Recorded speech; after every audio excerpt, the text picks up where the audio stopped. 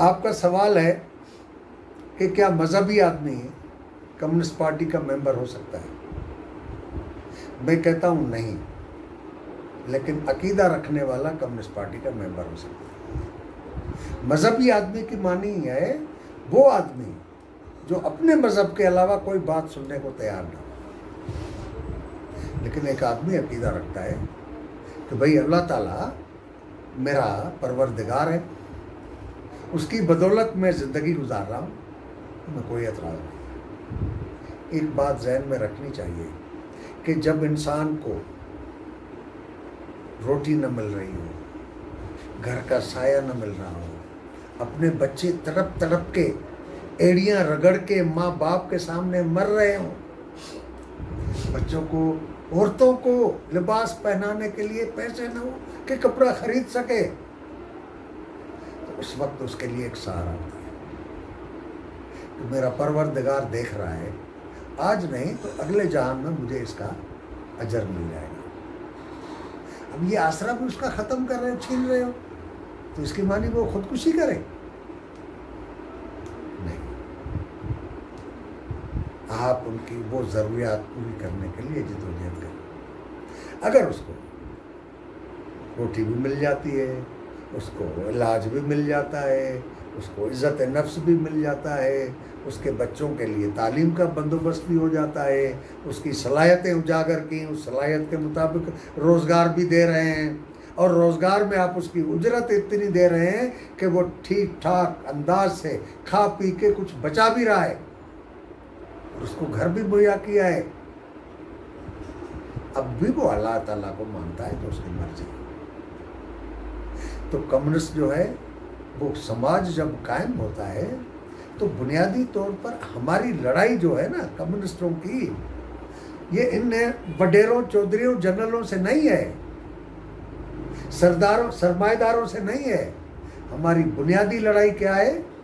ہماری بنیادی لڑائی ہے فطرت کے ساتھ، کہ فطرت ہمیں اپنے ماتحت رکھنا چاہتا ہے کہ گرمی ہو تو مر جا، جو بچتا ہے وہ زندگی گزارے، سردی ہو ٹھٹر ٹھٹر کے مر جاؤ۔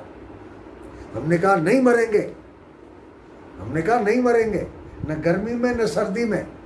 ہم نے عالیشان کمرے بنا دیے، گھر بنا دیے۔ ہم نے دیکھا کہ پہاڑوں سے پانی آتا ہے، اور وہ پانی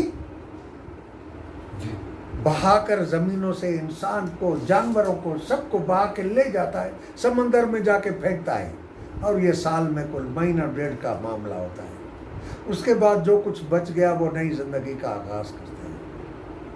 ہم نے کہا کہ پانی زندگی ہے، اوپر سے نیچے جاتا ہے، ایک تو اس کو کنٹرول کرے کہ ایک مرتبہ فصل نہ ہو، یہ ہمارے کنٹرول میں ہو، جب چاہیں زمین میں کھیت لگا، اور یہ جو تباہی پھیرتا ہے وہ نہ ہو۔ تو ہم نے اس کو بند بنا دیے، پھر آگے چل کر ڈیم بنا دیے، اور اسی پانی جو ہمیں ڈبو کے سمندر میں پھینکتا تھا اس سے ہم نے بجلی بنا لی۔ اور ہمیں یہ معلوم ہوا کہ پانی اوپر سے نیچے کیوں جاتا ہے، تو کوئی کشش شکل ہے، وہ ہم نے مصنوعی طور پر پیدا کی۔ پانی کی فطرت سے اوپر سے نیچے جانا ہم نے نیچے سے اوپر پہنچا دیا۔